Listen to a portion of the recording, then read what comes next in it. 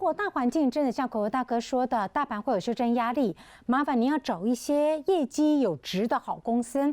插播一个消息，华航的业绩真的不错哦，决定了就在刚刚对外宣布，华航公司发6个月年终奖金。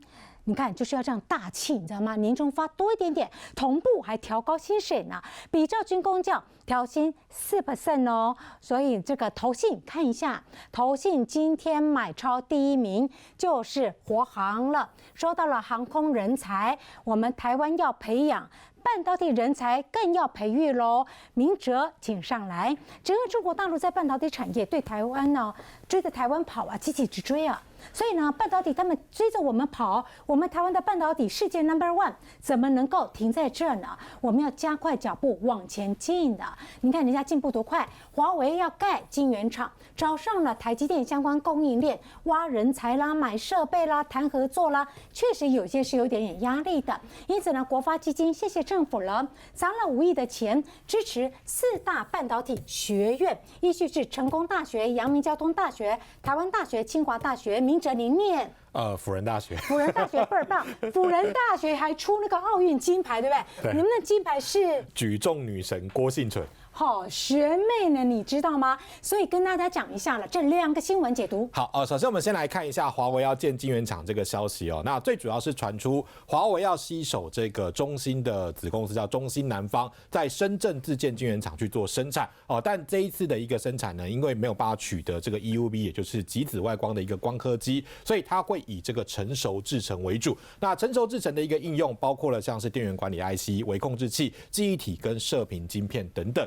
EUV 跟他报告，极紫外光机的那个大的设备机，是 SMO 的，而且呢，它是用在先进制程，没错，7532奈米，台积电买超多的，对，但是美国这么一档，它买不到先进制程，没错，只能买成熟制程的设备，对，这个是联电世界先进，他们28奈米就做这些晶片，没错。好，再来，那这一次是传出找这个台积电的供应链去缩短学习曲线，因为你盖厂房，不是单纯把那个房子盖起来就好，因为它还有很多无尘室以及高科技的设备哦，所以当然这些台厂有经验的状况之下，它可以缩短它建厂的时间。所以这一次包括了像是嘉登、凡轩、汉唐跟中砂等等这些台积电的供应链都被点名是有机会跟华为来做一个合作。而且呢，华为也真厉害，知道找他们有些像嘉登啦、凡轩都是 SMO 的相关的供应链客户哦，这个。SMO 的半导体设备很多是他们模组做好之后，跟他们买来放在设备上的。对，好。但是在这个消息传出来之后，其实中国的一个产业人士认为，其实可能性是比较低啦。那最主要几个原因哦，第一个是因为事实上中芯跟华为都在黑名单里面，但是中芯南方因为它是以这个14奈米的制程为主，那很多先进的设备其实都还是要跟美国来做进口哦。因此如果说我们2个合作，那你要进口机器的时候，会不会激怒美国？那反而会有更严重的这个制裁手段。那同时呢，因为中芯南方它的大股东里面有这个上海集成基金，那这个地方这个上海集成基金，当然它最主要就是希望你能够投资上海的半导体，所以这一次传出来是在深圳建厂，所以那个应该是不会去找他们合作做这件事情啦。好，但无论如何哦，我觉得这个就跟跑马拉松一样，你就不管那个追兵离你有多近，你自己只要努力跑在前面，我觉得就 OK 哦。因为从这个角度来看，如果说真的有成真的话，当然对联电威胁比较大，但因为缺乏先进制程的关系，所以它应该是没有办法赶上台积电的脚步。那我问你哦，会不会就是因为这样个事件，所以最近联电涨不动，台积电呢前面还有这个涨的机会？因为华为要追的是成熟制程，先进制程压根的追不上没有错，没错嘛哈。好，那接着国发会砸钱。半导体学院4间哦，对这个部分，国发会在去年年底的时候宣布，就是今年会投入5亿支持4大半导体学院。那4大半导体学院就是我们刚刚所谈的那4家学校。那平均每一个学校，如果说5亿来做分配的话，一家大概可以分到1.25亿左右，它是达到一般投资的标准。那这个地方我们要稍微讲一下大家也不要觉得说5亿好少哦。但实际上我去稍微查了一下，国发会最近期的投资是投资太阳能的那个元现金是6.15亿。对然后呢，如果说以半导体产业来看的话，他们最近投资是109年，投资2家没有挂牌的这个半导体公司，金额大概都是1.5到2亿元。所以你去想哦，一家学校可以拿到1亿，而且哦，他是讲今年投入哦，那代表说明年还有嘛，对不对？所以以这个角度来看的话，其实我觉得还算不差了哈。那不是不差而已啊，感谢您则帮我背这些东西。政府如果不是非常重视半导体人才的培育，怎么可能4家大学院砸5亿哦？太阳能啦、半导体啦，各自公司才拿这个样子哦。所以这个我告诉你，人才是一个产业的地基耶，没错，基础哎，你人才千万人要培养越来越多，我们世界 No.1 才能够 hold 得住。没有错。所以当然目的就是为了要解决人才荒啊，然后培育更多的一个半导体的精英人才，来提升产业的一个竞争力。所以半导体、先进制程、成容制程，麻烦相关的概念股帮我检查。对，那相关概念股包括了像是台积电哦，那今年最主要是在这个高效能运算的一个需求还是非常强劲，那包括了这个上调代工的一个费用，它也可以维持整个公司的毛利率维持在一个相对高档。那预估今年的 EPS 是28块半，合理的本益比大概是28倍。那中美晶呢，它是整个集团去发展第3代的半导体，包括它的子公司环球晶、鹏程等等。那另外在12寸的矽晶圆，之前有谈到是一个超级循环，就是一个多头而且大幅度成长。那预估今年的 EPS 是17块9，合理的本益比大概是16倍。那金鼎是洪家军的，那最近包括当然这个半导体的扩产，那以及最近他在引这个所谓半理私募这件事情。那昨天才谈到同集团的华汉，它是引进 Google 哦，所以我觉得这个是有想象空间。预估今年的 EPS 是20.9，合理的本益比大概是15倍。换句话说，鸿海家族 Google 入股了华汉之后，元宇宙将会成为鸿海家族下一个重要的伏兵产业，因为前面已经有MH 这些的电动车了嘛，是哈。好，再来万润。那另外万润当然是这个半导体的设备，那最主要受惠就是台积电扩大资本支出这件事情。下个礼拜4法说会，大家就知道今年的资本支出会调到哪里。那预估今年的 EPS 是10块半，那合理的本益比大概是15倍。那最后是封测龙头371的日月光投控，那最主要受惠的是在于全年封测的一个产能持续吃紧，预估今年的 EPS 是12块7，合理的本益比大概是10倍。清掉之后，这张表格我好喜欢，观众朋友读出了几个重点：一，如果这些的好公司，他们的业绩不够好，怎么有办法今年 EPS 如此之强？一个股本将近2到3个股本以上哦，这样的业绩比2021好太多了。还有第二个重点是本益比，你知道吗？我们的本益比明哲估的还客气了，像这种半导体设备大厂，美国有些公司半导体都是30倍、40倍的本益比，对不对？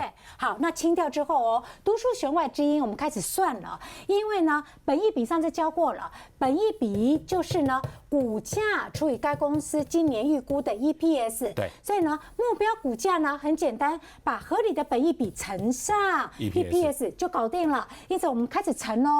这个台积电今天收644， 128.5乘上28等于798哦，今天收644。还有中美金17.9乘上16哦，答案是286，今天收242.5。还有金鼎20.9乘上本益比15倍哦，是313，您看到没？万润10.5乘上15。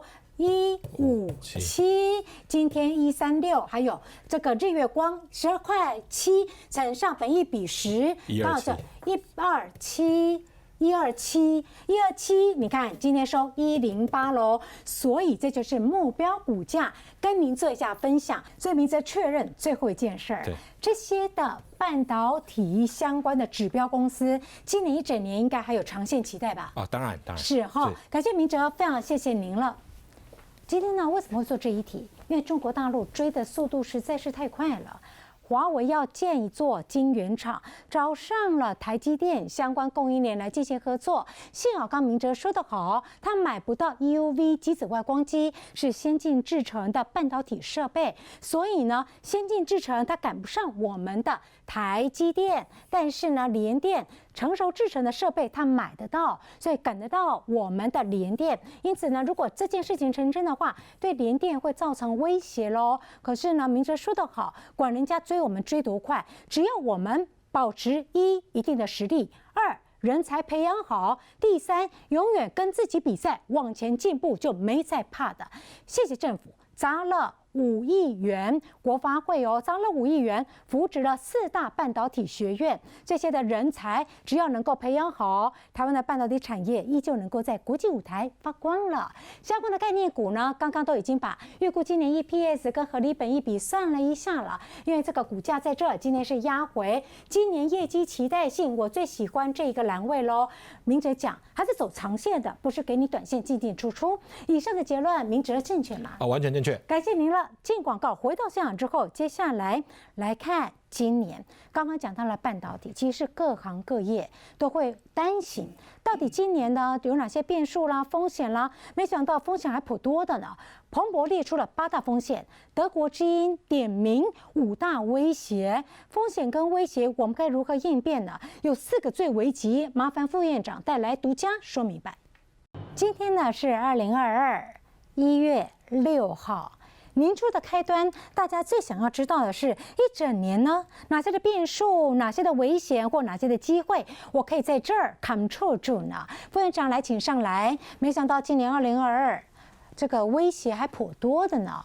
彭博预言今年将会有8大风险，然后呢，德国之音点名了今年全球经济会有5大威胁，我帮您对比了，原来呢有4个共同点：一个新的变种病毒，第2个更严重的通膨，3中国经济继续放缓，4地缘政治的紧张关系，跟这边是相呼应的哦。所以今天请副院长您的第一章了哈，就在针对这4大风险，帮我逐一论述我们台湾如何因应啊？好，这个全球经济因为去年成长太快，那基期高，但是今年呢风险可能很大哈。我们把刚前面的8大威胁、4大风险，我们把它聚焦到这个交集的部分，4大风险。第一个是新病毒在封锁特别是 Omicron 最近虽然说它的病毒性比较低，它对重症助诊的大概是有 Delta 的1/3，可是它传得太快了。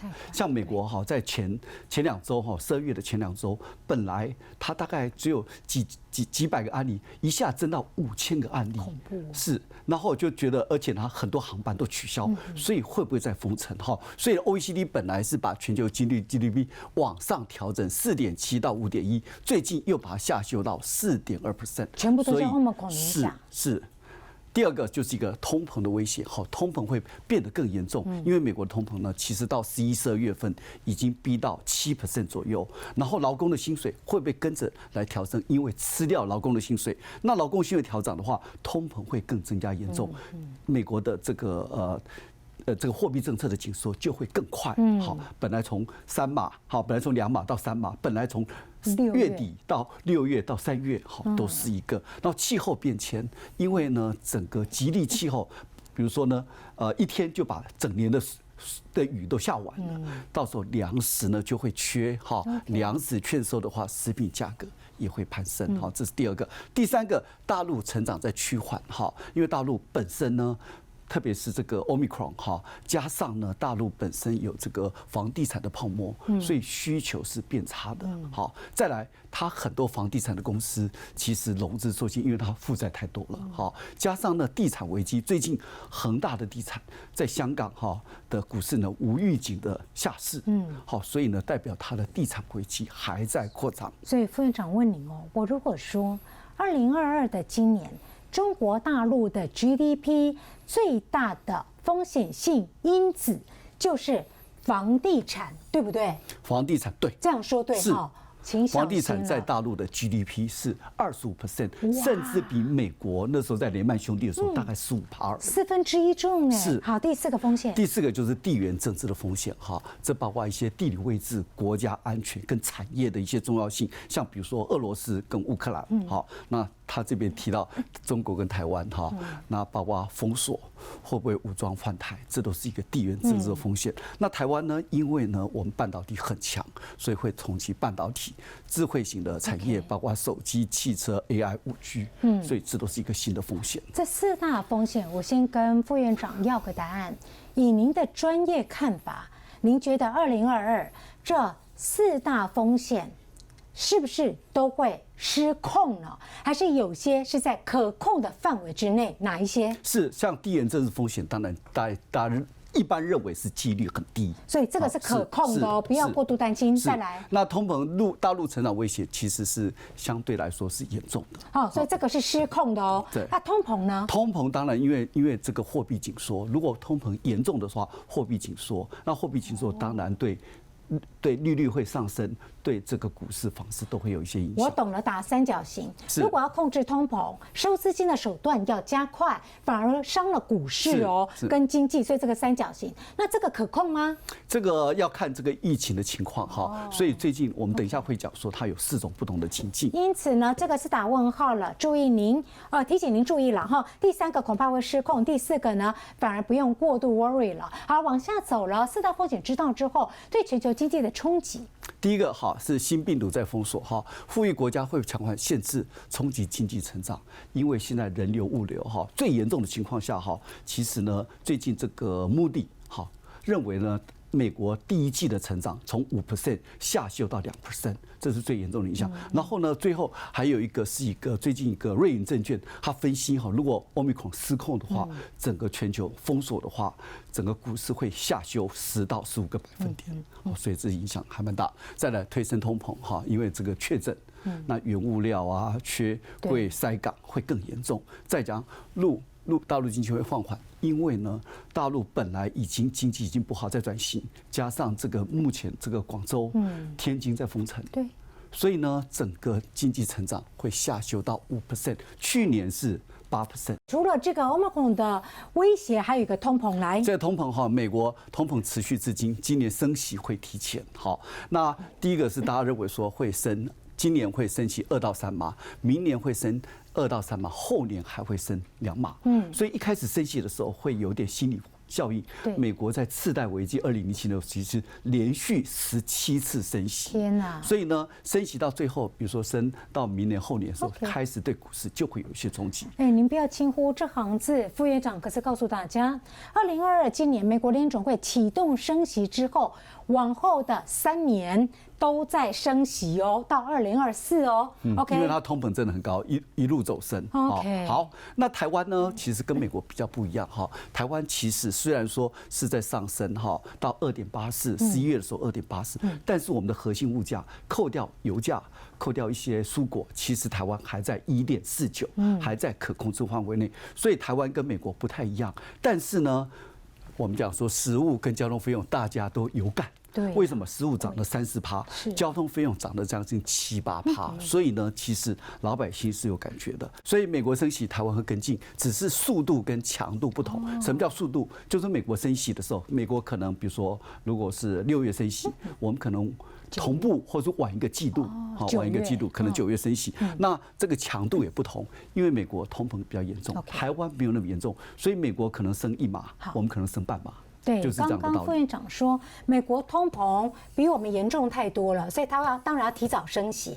我们的通膨没那么严重 ，CPI 消费者物价指数，简称通膨率。您看哦，美国的通膨11月份6.8，我们12月份最新的哦，今天帮您拿到最新的是2.62哦，它是我们的3倍以上了，所以他们当然要急着收资金升息了。好，第3、第4变数来。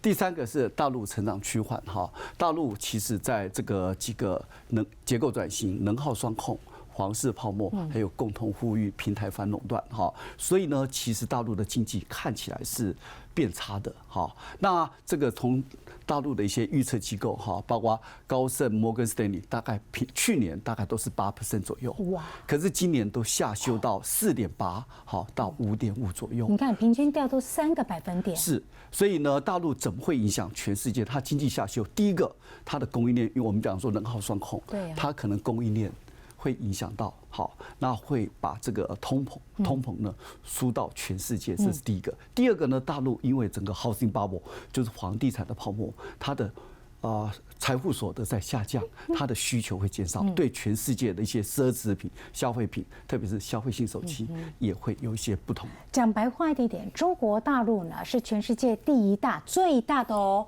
原物料能源进口国，所以如果呢原物料它不买了，因为经济下行嘛，所以原物料买少了，澳洲啦、纽西兰啦、泰国、越南这些原物料出口大国经济就会受到影响。第二个，因为14亿人口消费力道够强，所以如果呢经济走下坡，他们买电动车、买手机的量就会递减了，大家都会受到冲击。所以我们刚刚讲说，大陆经济下修1个百分点，台湾经济可能会下修0.29个百分点，所以我们当然希望大陆也不要下修太多，特别是呢，美国最近经济好像有一点点下修。如果G2美国跟中国大陆都下修的话，那台湾也可能要稍微小心一点。确实。第4个是就是地缘政治的风险哈，地缘政治就是大国在博弈的时候，第一个是地理位置的一些控制，第二个是它的资源、产业或者是所谓的贸易的一些控制，第3个就是国家安全，像俄罗斯跟乌克兰。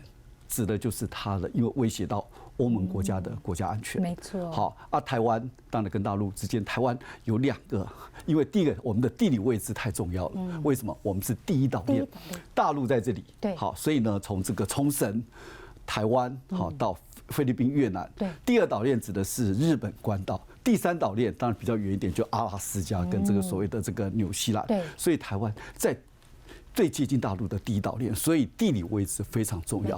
第2个是我们的产业地位也很重要。为什么？我们的半导体号称为21世纪的石油，好，所以呢，半导体的战略地位非常重要。所以我们来看看全球的市占率哈，这个是Boston Consulting Group 哈，就波士顿咨询公司做的一个调查哈，他讲说美国哈，其实在 IDM。好，是很强的。比如说这整合元件大厂，哈，这项这个就是说从上游做到下游，指的是像 Intel，韩国的三星，哈 ，IC 是。跟大家报告哦，这一张图呢是以企业为基础的全球市占率。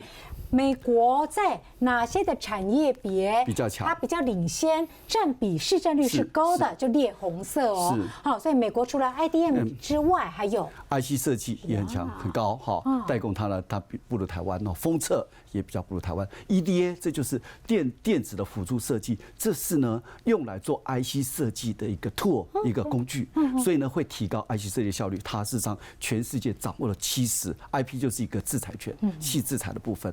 美国也很强，设备美国很强，但台湾强在哪里？我们台湾强在代工，占全球60%的市占率，市占率第1名是晶圆制造代工，然后它的这个先进制程占了全世界90%，哈，封测台湾也是数1数2，跟大陆差不多，大概4成，哈。那 IC 设计台湾 IC 也不差，所以呢。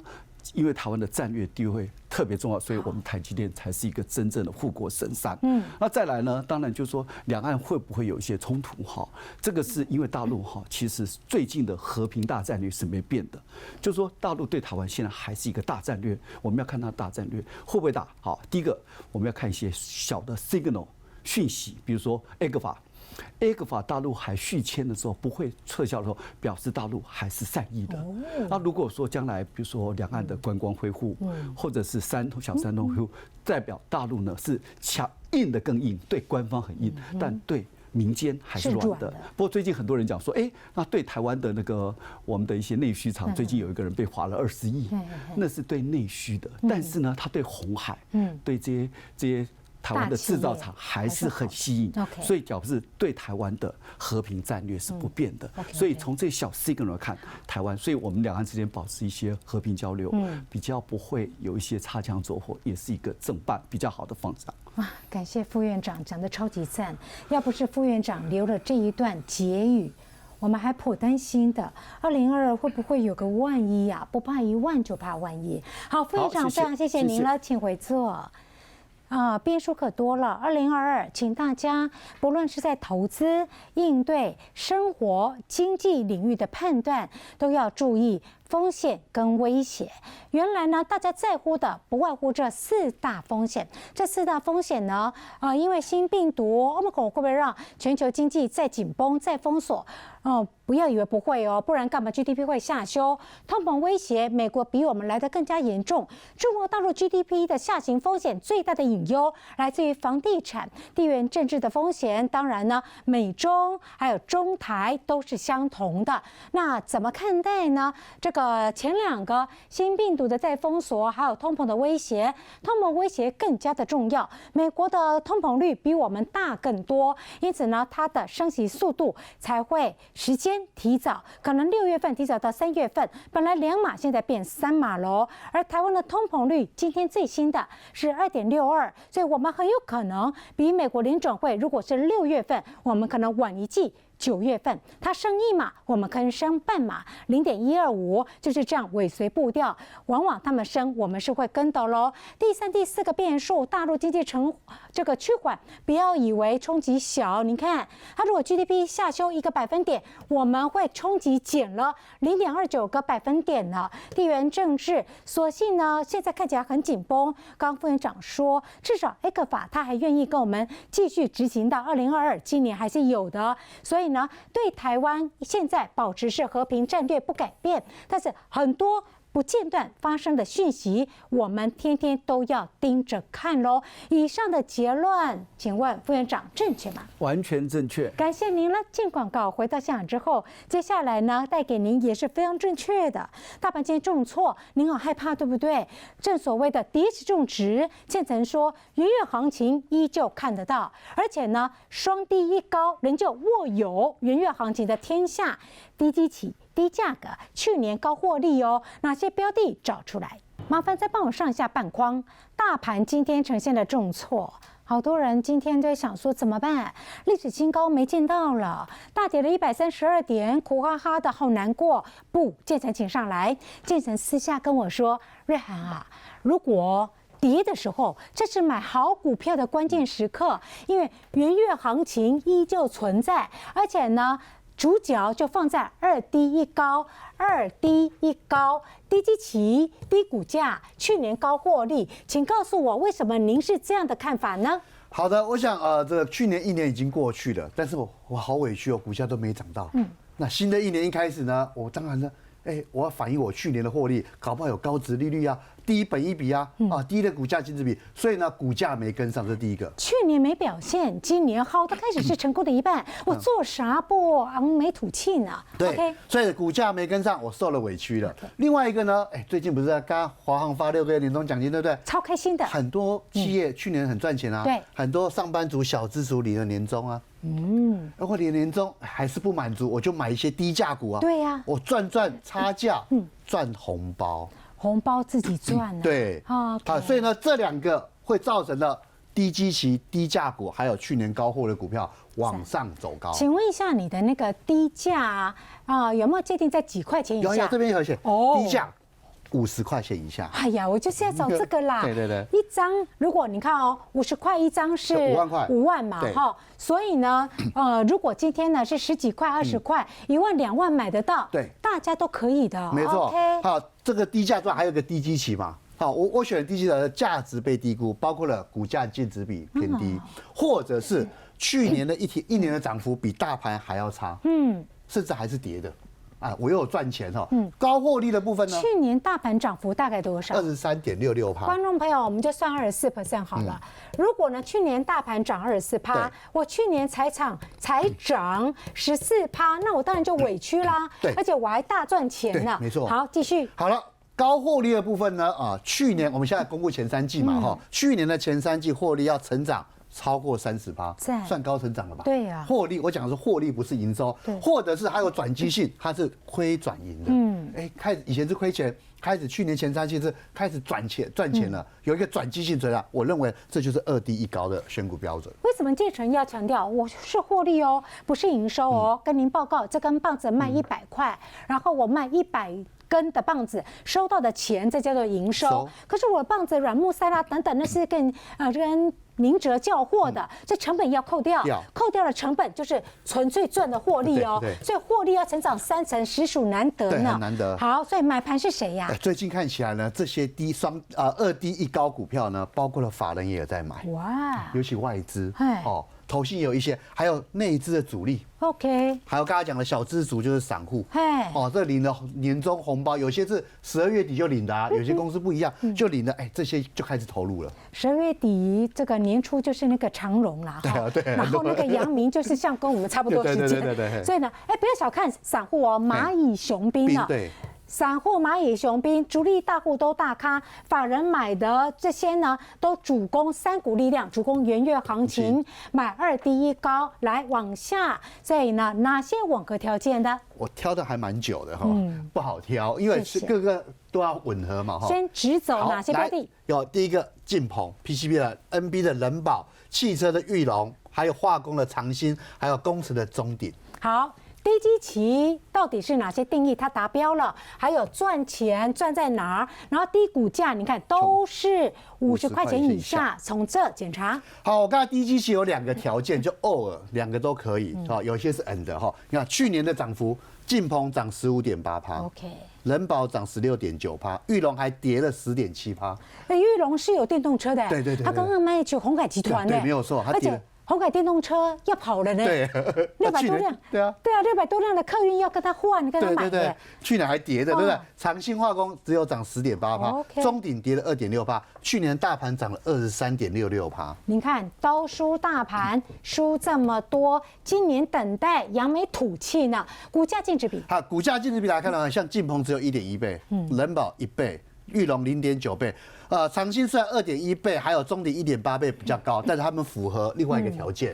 这个3档股票是2个都符合的。好，那去年 EPS 有？去年 EPS 来看的话，晋鹏是转机，前年是亏钱，赚1.3块，人保也有2.7块，那本益比都很低啊。裕隆4.7块，长兴化工的部分3.2块，那中鼎大概是2.3块钱左右。太赞了！你看哦，双低高，低价格。低基期，人家有赚钱的本事，获利高哦。这些的标的，人保我们刚刚扫过了，从晋鹏来开始看起了 K。好的，我想晋鹏最近来看的话，法人有在买，尤其他投信也有跟着买。是，对，过去都没有量，对不对？最近都在出量，谁在进货？投信最近在买，对，时间拉长好不好？我看一下低基期。对，果然哦，最近的底型都打出来了，最高在这儿了哈。对，如果我们看月 K 线的话，以前高点几天前还在77块，这几年了有没有月 K 打出大底了 ？OK， 所以呢，以前都没有量，这边都出大量，代表人在底部进货。所以哦，这一条线45块我们盯着，如果呢能够过的话，那是最好的。对。好，再来裕隆。裕隆的部分呢，我们可以看一下哈，股价有没有横盘整理，也没有涨到。可是它的均线也踩脚下，没错，我就在均线揪麻花，对，没错，就是均线揪麻花在这边。哇，最近来看的话，虽然投信有在调节，不过呢，整个卖不下去了，股价开始准备要往上来，这条下降压一线。OK， 快靠近了，对不对？如果能够突破的话，它就有机会转强了。大概43块哦，对，突破应该44块了哈，因为今天收在这儿了。对，44块突破，转强力道更猛，均线揪麻花，有的已经往上做开花。请问哦，这是不是吻合了？我们之前有做一个大主题，今年股票流行什么？流行呢？去年没涨到，整理时间一段好长，然后发动攻击，一根红 K 棒或者是多方跳空缺口，你把它清掉哦。整理时间好长，红 K 棒表态，对，准备要表态了。太好了，第3档长兴。长兴化工也是整理很久了，对不对？整理时间好长，一根长红棒表态，均线都纠结在这边，长红棒也出现，法人也在买方，所以呢，基期也都很低嘛。好，所以颈线的位置呢？请问40块钱回撤不破？对，就有机会准备蓄势待发，而且是量缩在整理的。OK，法人是在买哈，再来下一个是中鼎，中鼎也一样。去年除权息之后，股价根本就没有动。是啊，均线呢虽然还没有说完全踩上去，站得很稳，不过你也看到它的趋势已经出现，而且月季线是黄金交叉的。OK，法人有没有？是外资哦。对啊，有卖转买了，一直买哦，每天都在买哦。对，而且这像是一个上升轨道呢。对，没有错。所以呢，法人在买，基期又偏低的情况之下，又符合刚才前面2低1高，我认为这些个股呢都有一些表现的机会。所以今天的重挫不等于元月行情不见了，元月行情1到3月份还有机会喽。对，还有机会。漂亮，谢谢建成，请回座。我就喜欢这样的题目，压轴送好料给您，不要因为大跌。我告诉你，通常聪明的人都是大家悲观的时候笑呵呵，大家笑呵呵的时候您谨慎。所以元月行情，感谢建成说依旧存在，而且流行的就是双低高、低基期。为什么低基期？去年太委屈了，今年还他公道。第二个低价格，因为小散户领了红包，领了没一丁点，让自己来个小确幸，占个价差了。所以呢，散户买的当然就是低价喽。低价的定义是在50块钱以下。然后呢，低基期，台股去年涨2%-3%了，它低于大盘的涨幅，当然就是委屈了。好，去年人家有本事是大赚钱的呢，当然就要还他公道喽。所以为什么讲双低一高？因为呢，刚刚散户啦、主力啦、法人啦都在买这些的标的分享，感谢建成找股票找得真辛苦，但是呢，这些将会流行哦，在1月份。以上结论没错吧？完全正确。感谢建成，接下来口大哥请上来。明天的台股呢，观盘重点您觉得？好，我讲 FED 3月购债会归零，那3或6月面临到升息，外资拉抬台积电，其他的个股领先减码做退场，留意未平仓的口数不要进入警戒区。如果外资逢高减码得逞，回过头来一定会杀台积电，让指数进行套利的动作。短线的操作，那么或是所谓做多做价差，以及保持宽松策略。记住哦，台股下跌创新低的时候，如果见到上涨加速远大于下跌加速，就要把握短多布局的机会，这2天就有机会发生。所以，柯大哥是，如果今晚美国股市还是走势分歧，是，因为呢，纳斯达克月线、季线、半年线都破掉了哦。是，如果还在走弱，那么台股明天还有修正压力哦。是，近期还会有修正压力。是哈。只是我纳闷了，为什么还在跌啊？今晚的美国股市哦，4大市场涨跌互见，还是因为那份报告吗？联准会的缩表吗？锁定待会儿的深夜新闻。感谢你收看，祝你晚安，我们再会。